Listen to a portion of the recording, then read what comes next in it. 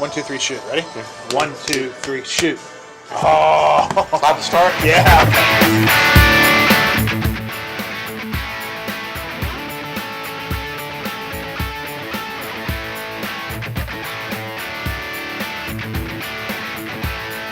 Hey Rob, it's been a while since I've seen you last. Yeah, we man. just finished up the first year at ABS. Hey, congratulations. Yeah, Cheers. Cheers. So a lot of big projects this year. Obviously I was brought on board to kind of focus on security, get the security practice kind of up and going. So we closed out a lot of ICE projects, a lot of stuff we did in healthcare. Yeah. We did two big. Amazing, actually. Yeah, it was great. We did two projects in healthcare as far as ICE goes. We did one that was for financial institute, Yep. and then we also did one for city government. So it's been great. So what do you see is the biggest hurdle for most people to tackle security organizationally, right? As a whole, not just as like an individual component or individual application. What's the biggest hurdle that most people have to overcome? It's policy. Oh, Trying to man, establish yeah. a policy. It really Yeah. is. It's to understand, what your users are doing. What are they doing wrong? Okay, as far as security goes. Okay.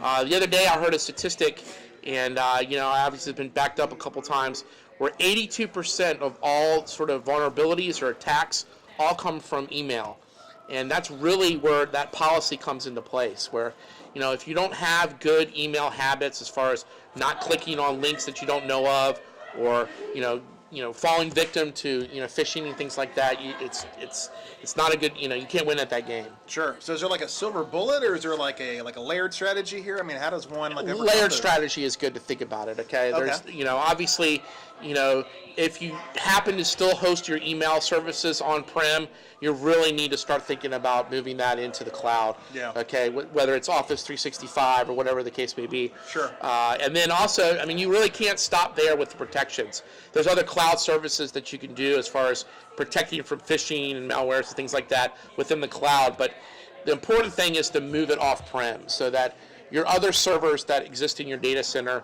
are not going to get affected. They're not going to, fall victim to it because your email server first gets compromised and then it just hops along. Gotcha. So when you see an organization that gets compromised, is it usually at the server level, or does someone get like an error in email in their Outlook and they click on the link, right? They know they shouldn't click on the link, but it's just too good to be true. It really is. That's where it starts. Okay. Gotcha. And there's really two vectors there that happen. They click on it, and then something happens where their endpoint gets compromised. Okay.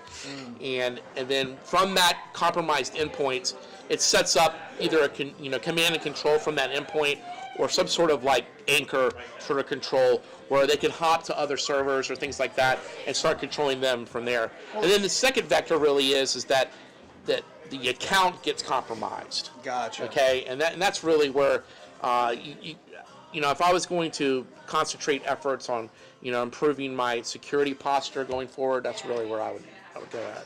So you think about that first vector, right? That email that someone receives and the vulnerability potentially in that link to download that payload that no one's suspecting. What's a good way to protect from that? Maybe kind of like a first layer type security.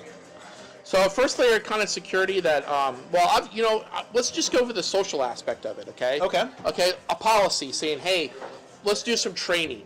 Let's do some things, with your employees going, hey, look, we're really serious about this. Let's get some training in here. If you see an email that comes from something that you don't know, they're asking you to click on a link, let's have a policy, hey, look, let's not click on links that go external. Sure. Okay, you can obviously use your own discretion, but generally, it's typically not going to go to a site that, it's good. So. Sure.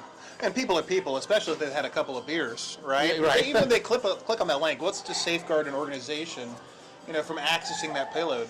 Well, do you know any solutions out there that that you deal with? I know you deal with a lot of stuff in the cloud and things like that, but Sure. You do have a background in email and server administration. What type of sort of solutions have you heard of that people? So there are a couple of different ones that come top of mind, but really is kind of DNS-based security. Okay, right? oh yeah. Like things like Umbrella kind of come to mind, where Cisco has a great offering around Umbrella where DNS is then blocked from being able to pull back that payload, because they're the first line for resolution for that link, right, when a user clicks on it. It really is true. Umbrella, if I was just talking to a client the other day. If I was going to, there's such a variety of different security solutions out there, where do I begin? And if I was a customer and I was kind of going through the first steps of trying to improve my security posture, and where did I want to invest it? The first thing I would go into is that OpenDNS umbrella solution. It really is. This has been good though. Yeah. I'm looking forward to having many more beers and talking more cloud. and security Absolutely, with this you, is gonna be good. Well, cheers, my friend. I appreciate it. Absolutely. All right. Until next time.